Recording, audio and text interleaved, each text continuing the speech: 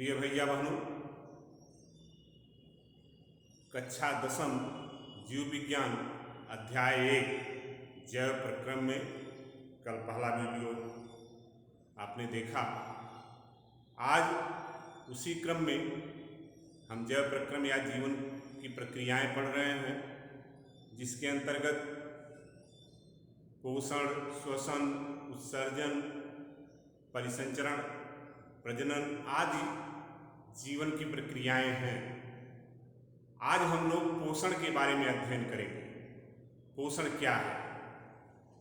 तो पोषण, हम भोजन करते हैं और भोजन से हमको पोषक तत्व प्राप्त होते हैं।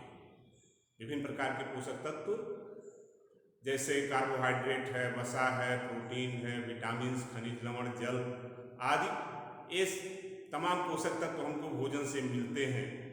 और भोजन से इन्हीं पोषक तत्वों को प्राप्त करने की जो प्रक्रिया है उसे पोषण कहते हैं। सभी जीवधारी पोषण करते हैं। पोषण की आवश्यकता क्यों है, महत्व क्या है? तो पोषण से शरीर को विभिन्न कार्यों के लिए ऊर्जा प्राप्त होती है। हम कोई भी कार्य करते हैं या हमारा शरीर कोई भी कार्य करता है, शरीर के अंदर विभिन्न प्रकार के अंग हैं, यह भी सक्रिय रहते हैं, तो इसके लिए ऊर्जा की आवश्यकता होती है जो पोषक तत्वों से प्राप्त होती है। तो भोजन से हमें ऊर्जा मिलती है विभिन्न कार्य करने के लिए। इसके अलावा भोजन से जीव द्रव्य का निर्माण होता है, साथ ही कोशिकाओं का निर्माण होता है। नई नई कोशिकाएं बनती हैं, जिससे शरीर का आकार बढ़ता है और द्रव्यमान भी बढ़ता है, भार भी बढ़ता है। पोषण से हमारे शरीर में रोगों से लड़ने की क्षमता विकसित होती है, यानी रोग प्रतिरोधक क्षमता का विकास होता है। भोजन में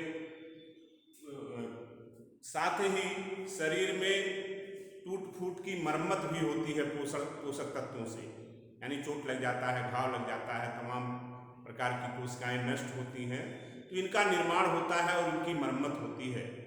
तो इसलिए पोषण आवश्यक क्रिया है सजीवों की। अब हम पोषक तत्वों के बारे में, पोषक तत्व क्या है? न्यूट्रिएंट्स, भोजन के वे सभी तत्व जो हमारे शरीर के लिए उपयोगी हैं या भोजन में जिन तत्वों की जरूरत होती है वो सब पोषक तत्व कहलाते हैं। अनेक प्रकार के पोषक तत्व भोजन में विद्यमान होते हैं। इन्हें हम 5 श्रेणियों में, 5 समूहों में बांट सकते हैं, जिसमें से पहला है कार्बोहाइड्रेट। कार्बोहाइड्रेट का निर्माण कार्बन, हाइड्रोजन और ऑक्सीजन तत्वों से मिलकर होता है। यानी कार्बोहाइड्रेट में 3 तत्व होते हैं, कार्बन, हाइड्रोजन और ऑक्सीजन, और इनका अनुपात होता है 1:2:1। 1 कार्बन, 2 हाइड्रोजन, 1 ऑक्सीजन। यह इन तत्वों का अनुपात होता है जो कार्बोहाइड्रेट में होते हैं। अब कार्बोहाइड्रेट ऊर्जा प्रदान करने वाला पोषक तत्व है, यानी शरीर में जो ऊर्जा की आवश्यकता होती है उसकी पूर्ति कार्बोहाइड्रेट द्वारा होती है, और यह ऊर्जा में परिवर्तित होता है, जिससे शरीर के विभिन्न क्रियाकलाप संचालित होते हैं। कार्बोहाइड्रेट को हम 2 समूहों में बांट सकते हैं, एक सरल कार्बोहाइड्रेट, दूसरा जटिल कार्बोहाइड्रेट। सरल कार्बोहाइड्रेट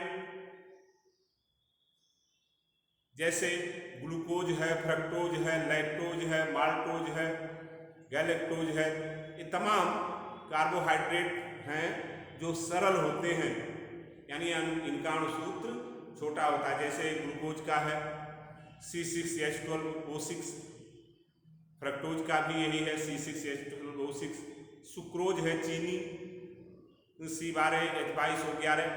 तो ये सब सरल कार्बोहाइड्रेट के अंतर्गत आते हैं। दूसरा है जटिल कार्बोहाइड्रेट।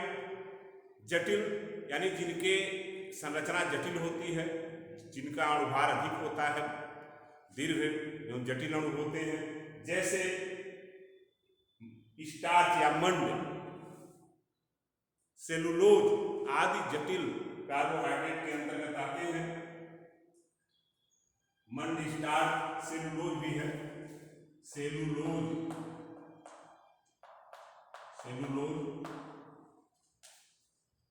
अब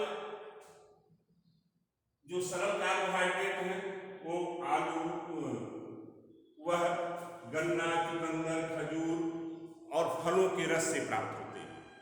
लेकिन जो जटिल कार्बोहाइड्रेट है, जैसे मंड है, सेलुलोज है, आलू, चावल, मक्का आदि में मिलता है। तो कार्बोहाइड्रेट का प्रमुख कार्य है ऊर्जा प्रदान करना शरीर को। इसके अलावा कार्बोहाइड्रेट जो होता है ग्लूकोज, वो ग्लाइकेजन के रूप में संचित होकर संचित ऊर्जा का कार्य करता है। शरीर में कई प्रकार की कलाओं के निर्माण में भी भाग लेता है। कार्बोहाइड्रेट डीएनए, आरएनए के निर्माण में भी भाग लेता है। जैसे कहते हैं ना, डीएनए का डीऑक्सी राइबोस शर्करा, आरएनए का राइबोस शर्करा, तो शर्कराएं हैं, कार्बोहाइड्रेट शर्कराएं हैं और ये डीएनए आरएनए के निर्माण में भी भाग लेते हैं। दूसरा जो पोषक तत्व है वो वसा है, वसाएं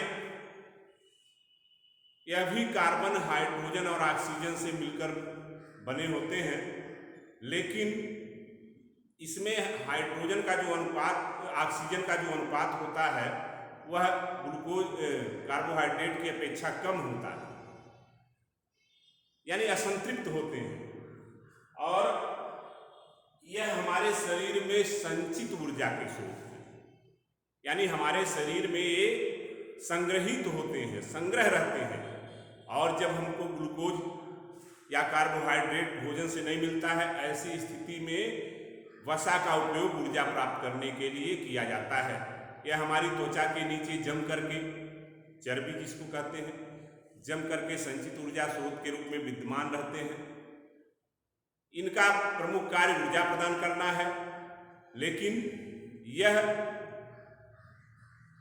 ताप नियंत्रण का कार्य भी करते हैं। जो वसा की परतें हैं वो ताप अवरोधक होती हैं, तो शरीर के ताप को एक समान बनाए रखने में भी सहायता करते हैं, ताप नियंत्रण करते हैं। साथ ही शरीर में विभिन्न प्रकार की कलाओं, झिल्लियों का निर्माण वसाओं द्वारा होता है। वसा कई विटामिनों के लिए, जैसे ए, डी, ई के विटामिनों के लिए विलायक का कार्य करते हैं और वसा हमारे शरीर को सुडौल एवं सुंदर बनाते हैं। तो ये वसाओं के प्रमुख कार्य हैं। जैसे इनके प्रमुख स्रोत हैं तेल, घी, मक्खन, चर्बी, विभिन्न प्रकार के तेल हैं, मूंगफली तेल, नारियल तेल, सरसों तेल, तो ये सब वसा के प्रमुख स्रोत हैं। और इसके बाद 3 और पोषक तत्वों के बारे में अध्ययन करना है। प्रोटीन, खनिज लवण, जल, विटामिन, जिसके बारे में हम आगे अध्ययन करेंगे। धन्यवाद।